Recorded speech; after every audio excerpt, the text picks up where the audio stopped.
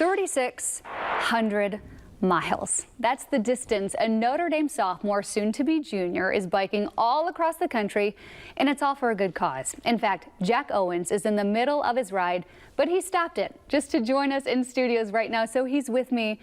Jack, I can't get over what you're doing right now. Thank you so much for being here. Thanks so much for having me, Lauren. You started in San Francisco. You're going to New Jersey. How are you doing right now? How are the legs? How's the body holding up?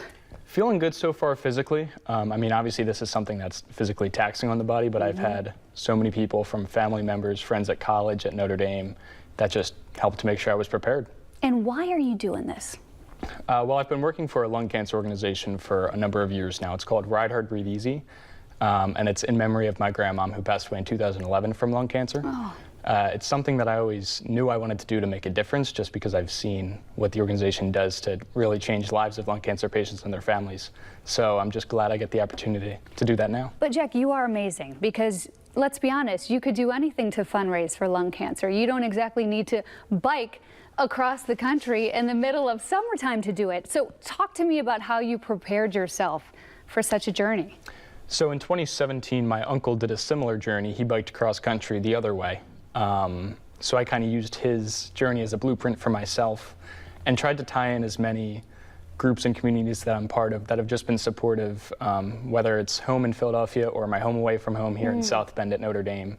There's just so many people that are really willing to fight alongside me, and I couldn't be more appreciative of that. We have a map showing just how far the journey, in case people really need to see.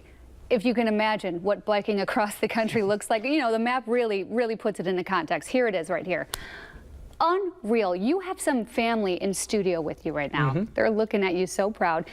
So how cool is it? They're joining you every step of the way, is that right? Yep. Yeah, so far there's been 6 different groups of family members that have come through, and I'm really glad that I've had the support that not everybody's lucky enough to have. No, you have a great support system, and I think that's got to help you through this ride.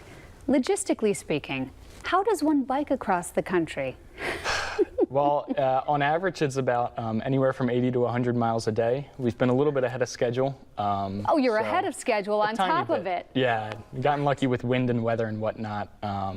So far it's been doing that, and then we're staying at hotels, and a lot of the logistics have been figured out by the supportive family members I've been with. Okay, so your uncle, even, he's done this before, he's kind of mapping out the right journey to take. Yeah, okay. We worked on the route together and made sure there would be some towns, especially out in some western states where you don't have much to work with. No, and of course, you know, we mentioned during the break, you can see the tan lines from 3,600 miles away at this point.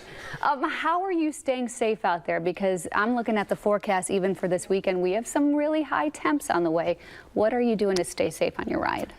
Again, it goes back to giving all the credit I can to the people that helped me and make sure I was ultra prepared, whether that be physically or making sure I have all the supplies I need, a ton of water, and none as an electrolyte supplement, and all those sort of things, sunscreen.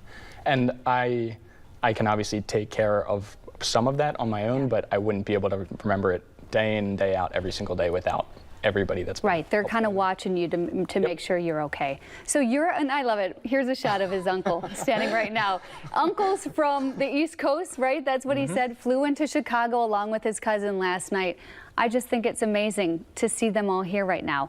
People at home can track your journey and they can support you, right? Talk about that. Yeah, if you visit our website online, rhb.org, you can see not only where I'm going with the journey, but the people that we've helped, our partner hospitals and that sort of thing. And you can really tangibly see the difference we make in so many lung cancer patients' lives. I think I saw the organization has raised over $1 million to date. And what is your goal personally? For this ride, we're hoping to raise $100,000. So we've got a couple weeks left to hit that goal, and so far I appreciate the support I've gotten. We're going to get you there. I'm going to make sure of it, because I mean, while we're all sitting on the couch, think of Jack taking a ride this weekend when it's so hot outside.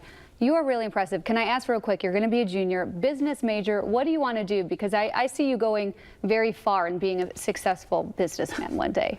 Thank you. I'm not really sure what exactly I want to go into, but from Notre Dame, and especially the South Bend area, my eyes have been open to so many different opportunities.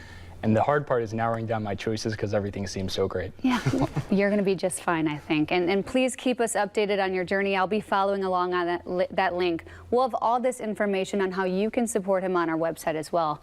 Be safe. Thank you for being here. Thank you so Your much for having grandma me. would be very proud of you, I think. Of course, as we take one last look at those nice tan lines. Thank you. Thank you. We'll be right back.